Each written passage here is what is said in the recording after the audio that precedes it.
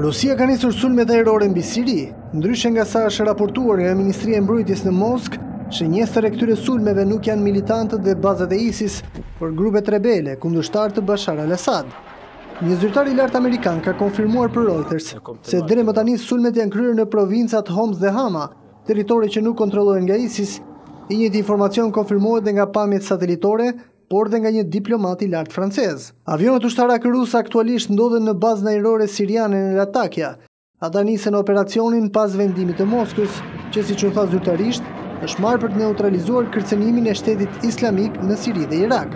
Ndërkohë shtëpia e bardhë konfirmon se Washingtoni është njoftuar një orë përpara nisjes së kësaj ofensive ajrore. Këto sulme mbahen 2 ditë pasi presidenti rus Vladimir Putin tha nga Asamblea e Përgjithshme OKB se do të mbështes ushtarakisht presidentin Assad në luftën kundër terrorizmit.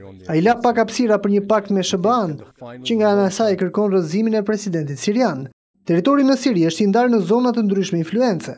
Një pjesë kontrollohet nga ushtria e presidentit Assad, kjo e fundit lufton ndaj ISIS, por edhe me rebel vendas, një pjesë e cilëve militantë Al-Nusras dhe Al-Qaedas, ndërsa pjesa e veriperëndimore e territorit kontrollohet nga kurdët.